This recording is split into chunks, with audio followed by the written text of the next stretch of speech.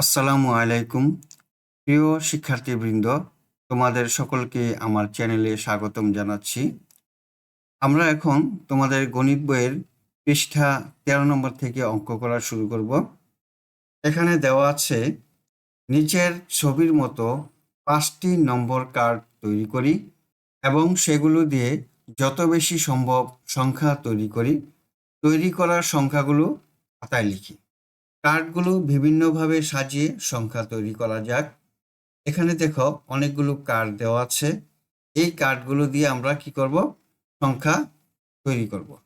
এখানে 5টি সংখ্যা দেওয়া আছে, 8, 5, 9, 1, 3। এই 5টি কার্ড দিয়ে বৃহত্তম কোন সংখ্যাটি তৈরি করতে পারি?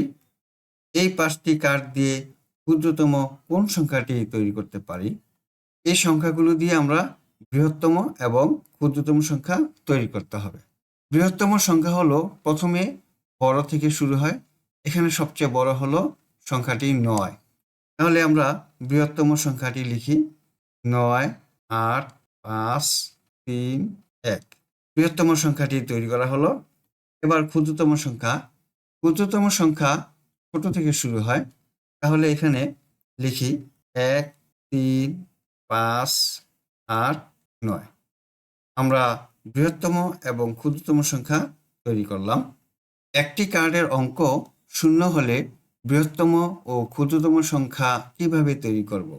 3 নম্বর দেওয়া আছে, নিচে 6টি নম্বর কার্ড আছে। এই কার্ডগুলো নিয়ে 6 অঙ্কের সংখ্যা তৈরি করি। এখানে 6টি সংখ্যা হলো 4, 7, 2, 9, 0, 3। সবগুলো কার্ড ব্যবহার করে 6 অঙ্কের বৃহত্তম সংখ্যা তৈরি করি এবং সবগুলো কার্ড ব্যবহার করে 6 অঙ্কের ক্ষুদ্রতম সংখ্যা তৈরি করি। আমরা এই সংখ্যাগুলো দিয়ে 6 অঙ্কের বৃহত্তম এবং ক্ষুদ্রতম সংখ্যা তৈরি করব। এখানে 6 অঙ্কের বৃহত্তম সংখ্যা হলো 9, 7, 4, 3, 2, 0। এখন ক্ষুদ্রতম সংখ্যাটি লিখি 2, 3, 4, 7, 9। আমার বাকি রইল কি? এই 0। 0 যদি আমি সবার প্রথমে লিখি তাহলে দেখো এই শূন্যের কোনো দাম থাকে না। তাই আমরা 0কে 2 এর পরে লিখি। এখন ক্ষুদ্রতম সংখ্যাটি হলো 2, 0, 3, 4, 7, 9। এখানে দেখো লেখা আছে একটি কার্ডের অঙ্ক 0 হলে বৃহত্তম ও ক্ষুদ্রতম সংখ্যা কিভাবে তৈরি করব?